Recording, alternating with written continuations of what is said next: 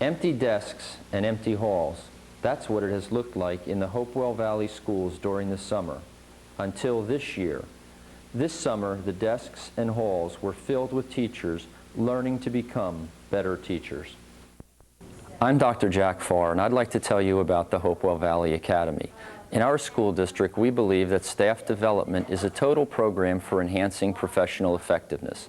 Staff development here has evolved from a traditional approach of one-day in-service and after-school programs to a 5-week summer program, which we call the Hopewell Valley Academy. The 4 areas which make up the Hopewell Valley Academy are 1. Staff development, 2. Curriculum workshops, 3. Research and development projects, and 4. Summer school and pupil service activities. What have you done? Think of actual things that you have done in lessons you have taught to help bring what the students have learned in the past to bear on a new learning that you're going to teach them.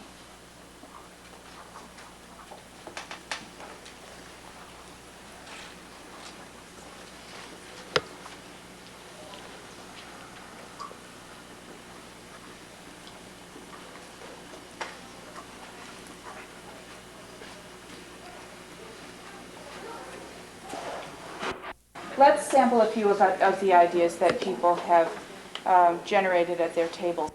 I asked the kids if they have an electric sander or an electric drill home, and if they've used one, and then how they used it, why they used it, and then if they, if you'll get, a couple kids raising their hands, and if they do have an electric sander, okay, have you changed a piece of sandpaper, and why did you do that? What grit sandpaper did you put on it?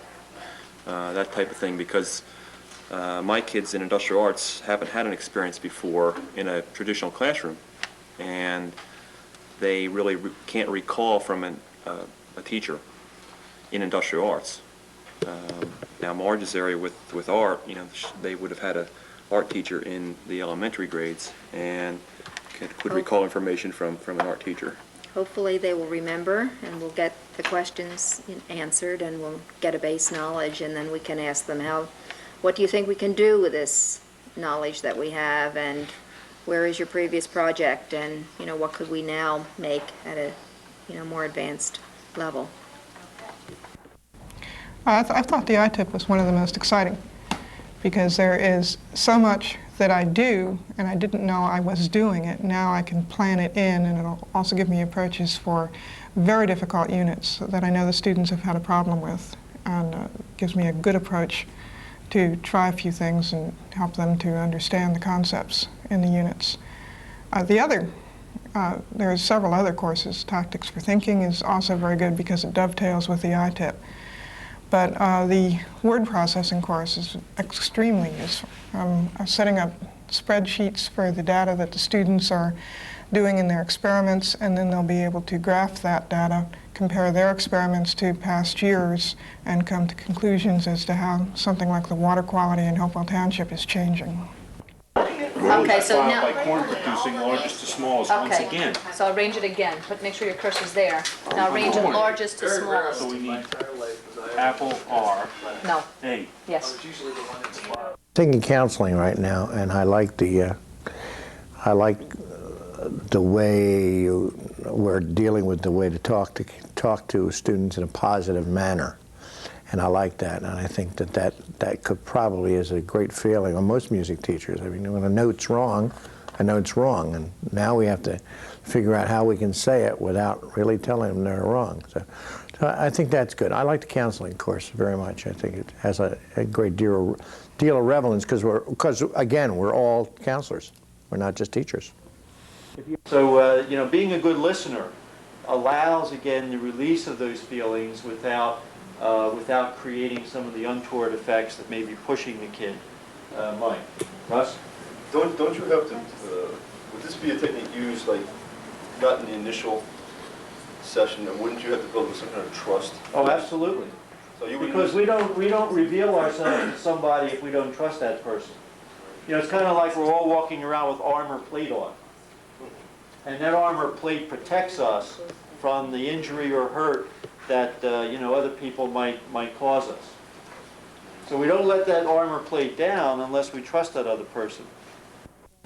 Oh, my favorite one so far was mathematics, mathematics manipulatives in the classroom, and it was given by, I believe she's a doctor, Dr. JAYNE from Philadelphia School District, and it was just 5 days, and she just gave us a wealth of information on how to use, how to teach math, especially to primary children, with lots of manipulatives. And what I liked about it the best was that she stressed that it wasn't all manipulatives. I mean, she showed, you know, a realistic approach, you know, to both pen and paper and also manipulatives. But I've got all those materials ready, and I'm very excited about using that this year, starting on day one. Probably, I think the thing that really meant a lot to me was spending the time going out to Ohio Auto Diesel Technical School out in Cleveland, Ohio. I had heard about this before, and we've had a representative that has come. He comes once a year and talks to the kids, and he's they tend to come and brag about how terrific their school is and give you a lot of hype about how great the program is and whatever. So with the academy coming, I thought, well, this would be an excellent opportunity for one, to be able to see the school, and then two, hopefully to be able to update myself with some of the new technology. I was impressed.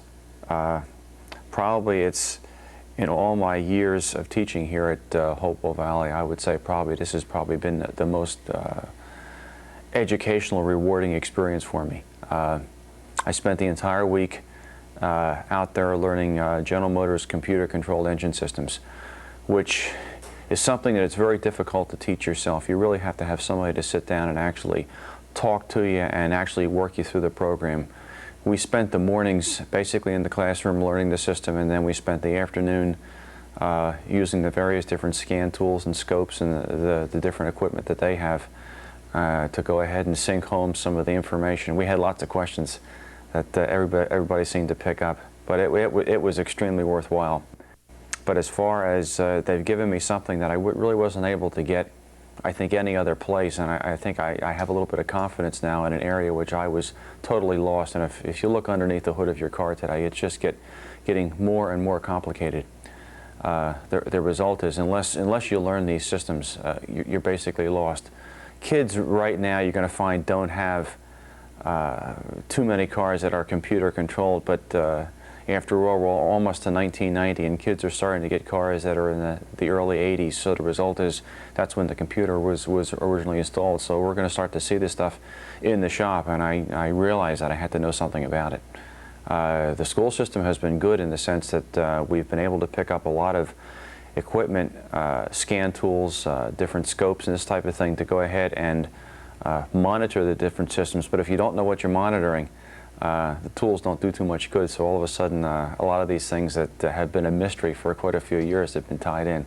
For me, it was a terrific experience. Good. That is the correct answer, by the way.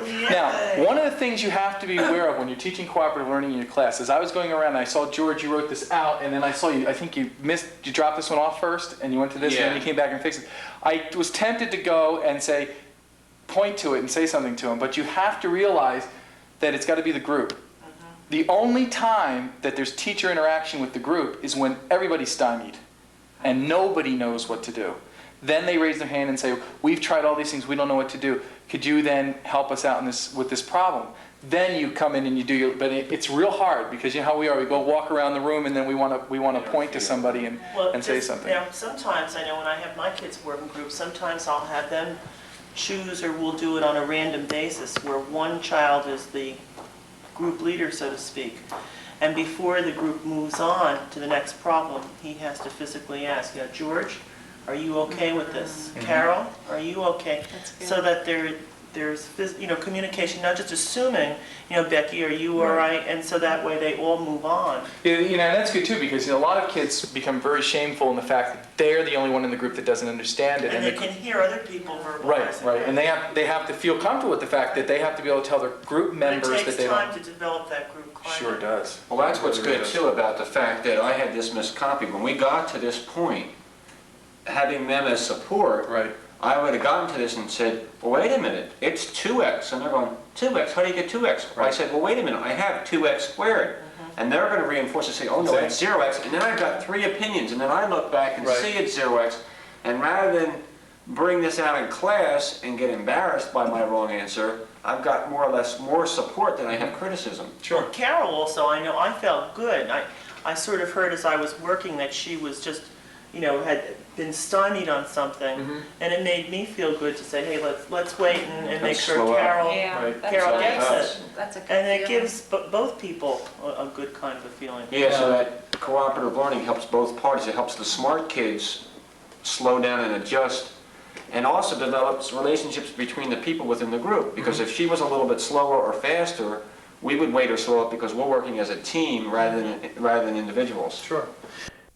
All right, so that would take care of number 2. Oh, I have a good one for that too. When we talk about their birthdays and we graph them, that's when we also could do, what do you do at your birthday?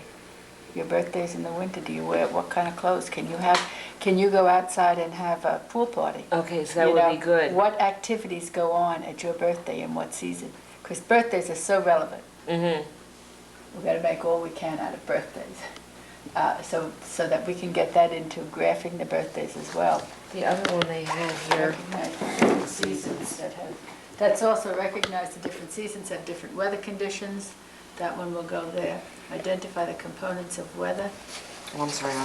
This would be good too if you can, you know, laminate. Yes. You know, or we what's have wrong some. with this picture? Like he's wearing a coat and the leaves are falling.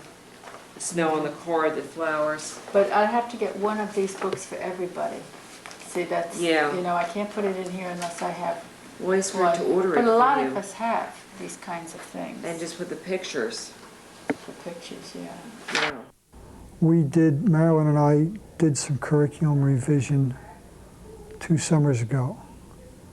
We worked in Steve Timko's office. We took quite a bit of the work home with us.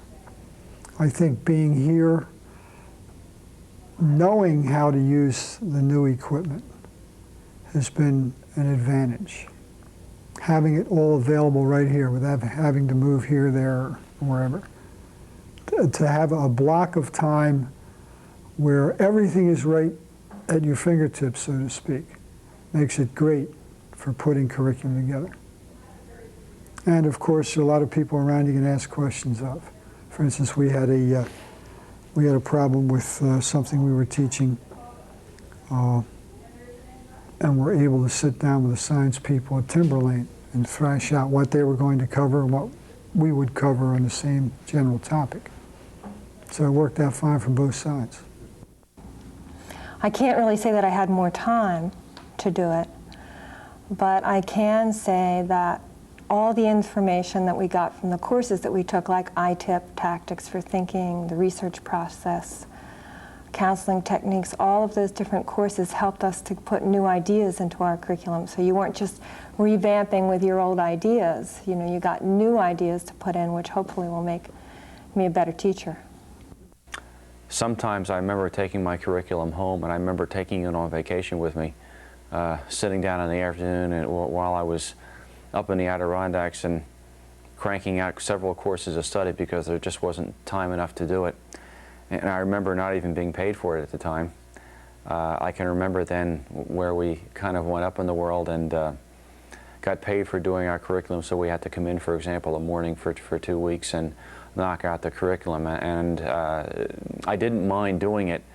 I think the thing that bothered me was the fact that I could make more money out working on my own than I could going ahead and writing courses of study. So I guess I was losing about $4 an hour for every time that I came in to do it. So all of a sudden I feel I'm being paid for what I'm worth. A number of things. One thing that I worked on this summer was a curriculum with Tom McCann, Peers Helping Peers, and he and I are going to implement that in Tollgate Grammar School. So that's something we've worked on and we're really excited about that we're going to implement. And so I felt great to be a part of the process for creating something and then also being able to implement it. Basically, our teaching staff comes from white, middle-class America.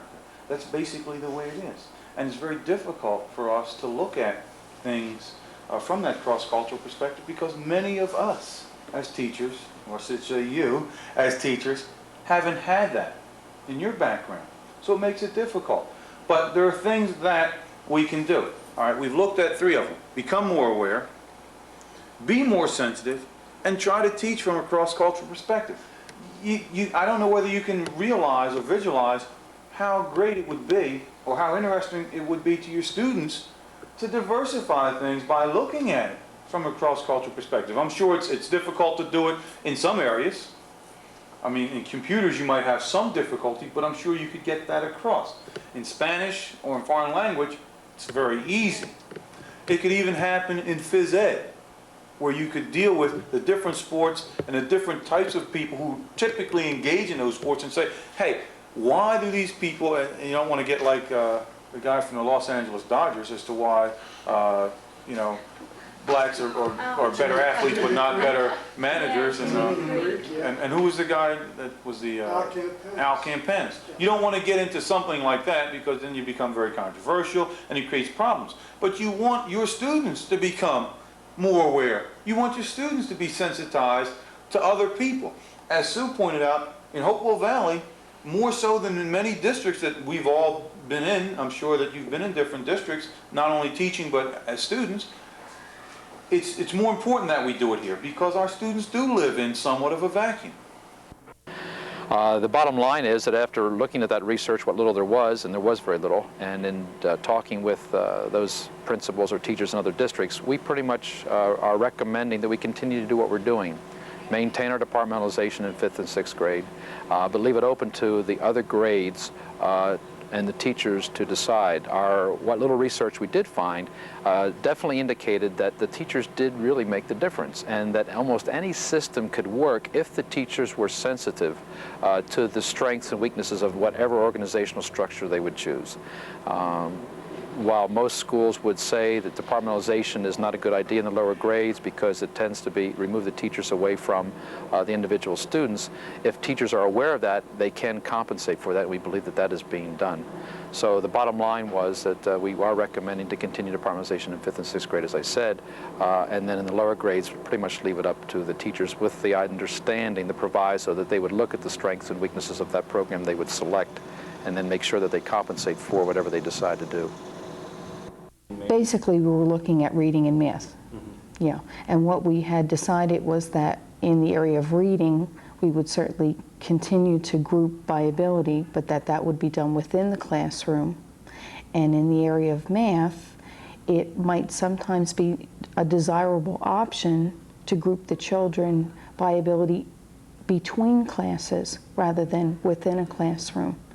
And that there were a number of studies consulted, and we looked at the pros and cons of ability grouping, and found that, you know, teachers really make a model work. No matter what model we decided to adopt, it's the teachers that make the difference. And I think that given the opportunity, the teachers will choose the program, the option that will work best in their classroom for that particular year.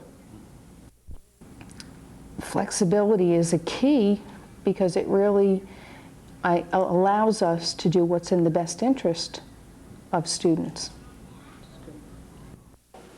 So are there any other numbers that something happens different with them than they do with other numbers when they're squared? Like fractions. Okay. Fractions, what happens when they're squared? They decrease. They decrease in size. So if A, B, and C were fractions, right, then A squared would be smaller than A, B squared would be smaller than B, and C squared would be smaller than C. And therefore this average would be smaller. Good idea. What else, what other kind of numbers are different when they're squared? Let me make it easier. What other number? You pick the one that got smaller. Most of them get larger. And you pick the ones that got smaller. One stays the same. Right? So if A, B, and C were ones, then the average of A, B, and C, and the average of A squared, B squared, and C squared would be the same. So we have to pick D. That's right. Okay? Tricky, aren't they? But Kathy, but see, Kathy, that was a good way you looked at it. You said, I think that it has to be A squared, B squared, and C squared, but, but what's the trick? And I think that's a good way of looking at it. How about the next one?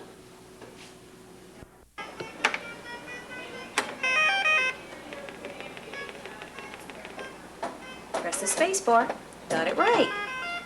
All right. How many do you think it's going to be? 2, 3, 4. 4 inches.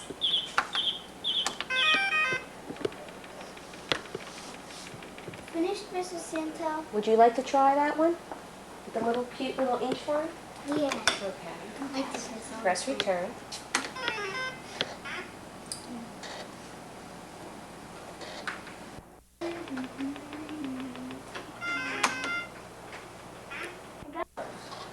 Pretty butterflies. Press the space one. I mean, Bradley. Uh-oh, look how many I Good, used Jennifer. now. Would you like to try the next program? Yes? Okay. There will only be a quarter book. That's right, but we need another quarter. There, okay. It's 3. Well, this is one. You can't forget the silence too. The silence counts too. 1, 2, 3, 4. Now try it. How'd you do, Don?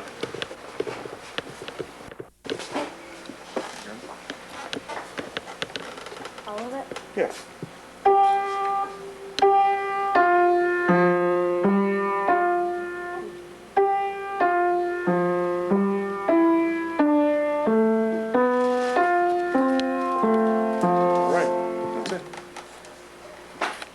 Okay.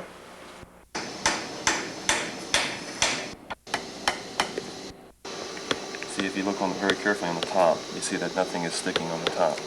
So that's what you have to be real careful about. So you go ahead and continue to paint, and make sure you have enough on, because if you make it, say, too thin, like over in this area, the flocking won't stick. That's right.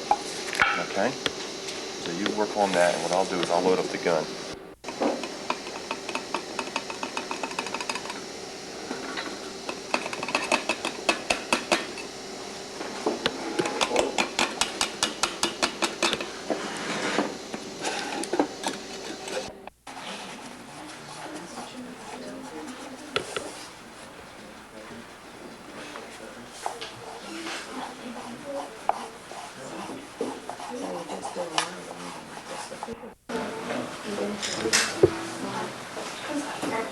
Yeah, try it, Lil.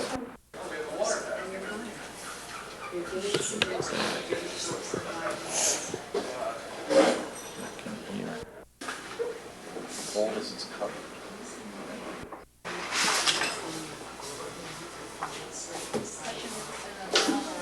Let's do Maryland. Okay. Better. Got the F sharp.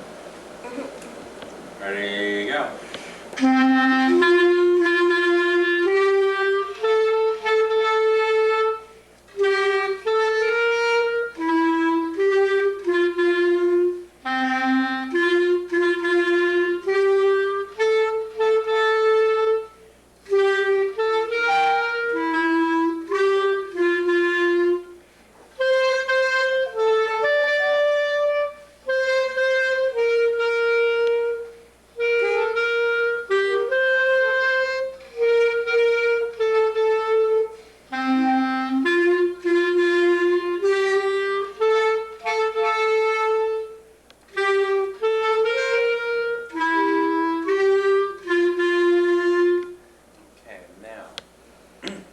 Three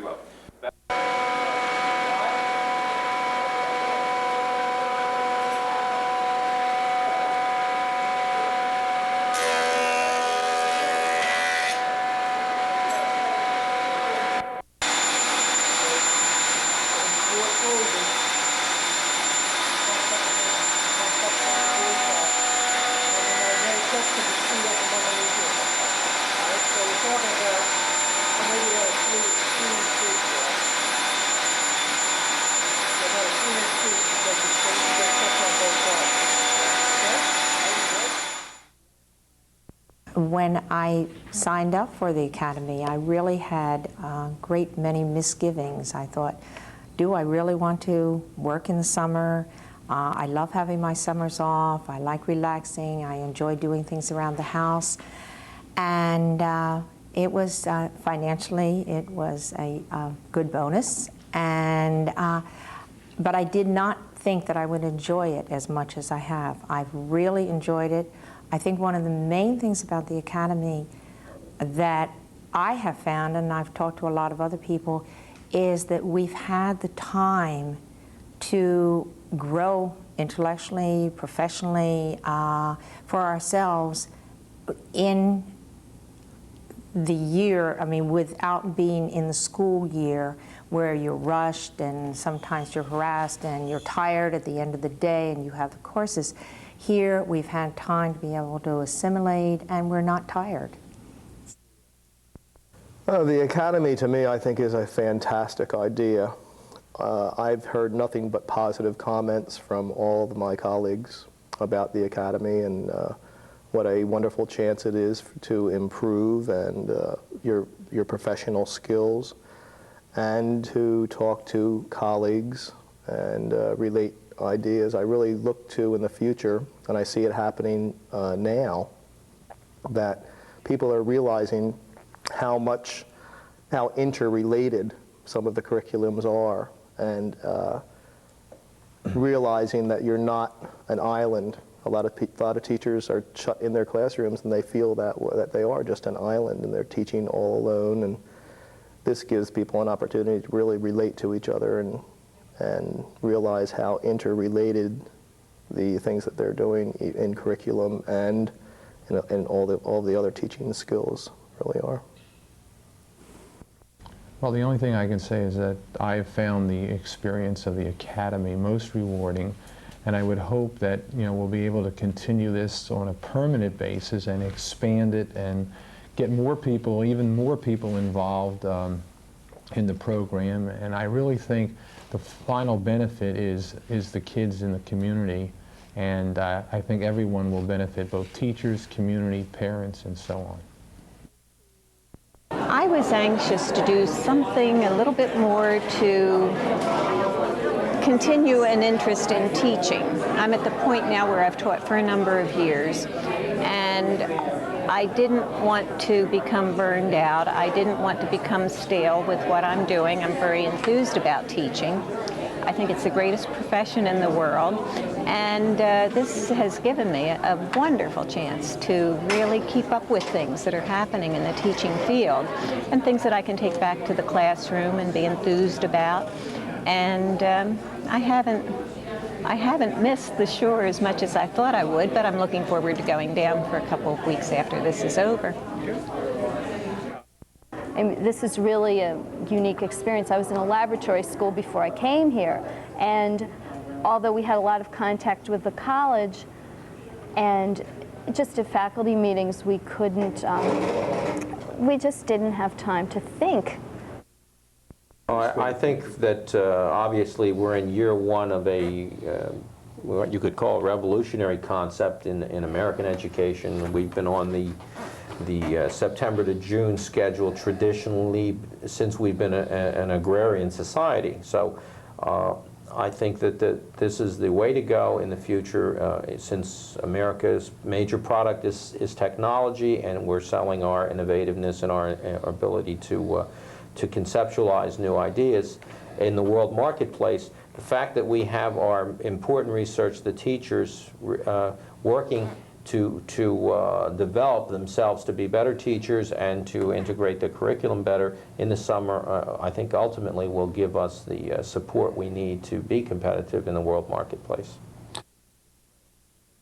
The quality of the materials that have come out of the Academy speak for themselves. The number of curriculums that have been developed and the quality of those, and the number of ideas that people have gotten out of the Academy, it's just, it speaks for themselves. I think everybody who came here this summer came here to do a great job, and I personally think that it was done. I think if nothing else, it has given me a very professional attitude towards my job.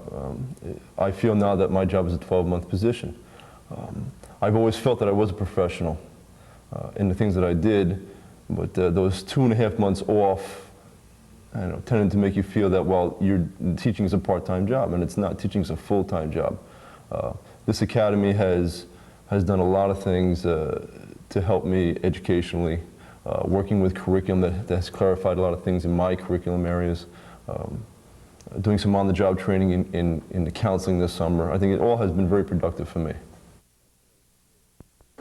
Well, I just think that the academy basically was an excellent experience from a professional point of view and also from a personal point of view. Being a teacher 14 years previous to this and not having an academy type experience, I had a certain framework that most teachers in the country have, in that you have basically summers off. Financially, if your salary is such that you need to supplement your income, you find summer work. In my case, it was recreation. In other people's cases, it might be painting houses, teaching driver education, teaching summer school, and so forth and so forth. I think this academy has enlightened my idea of the whole concept of professionalism. It certainly has reinforced the principle that teachers are professionals. And I think the academy gives us that recognition of professionals and gives us the time to have professional training. So it's not after school. It's not in piecemeal fashion. It's done in a smooth, orderly fashion. It's done over a period of 8 hours in a given day. And it's done with the idea of treating people with respect and with a certain degree of professionalism. And to that, I certainly appreciate that point of it. And I think, too, in the end result of the whole academy itself is the product of kids. We cannot lose sight of kids in this whole process. They come first, they come second, and they come third. And if all the teachers of this program understand that the kids come first, from a teacher, the administrators, the people that design courses like this, if they keep the priority of kids first, second, and third, this academy will be an excellent experience from now until forever. I think it will expand to other counties, other school districts. I think Hopewell's academy will continue to improve if, again, we keep the priorities straight. And the priorities certainly are kids. I have no problem whatsoever standing before the Board of Education or the community and stating that the Academy program was operated with the highest level of organization, good use of time, and a high spirit of professionalism and dedication by the Hopewell Valley staff. We have accomplished this summer what many school districts just philosophize and dream about. You have not only participated in, but you feel positive about the very first 25-day extended school year for teachers and students in the state of New Jersey. That's quite an accomplishment.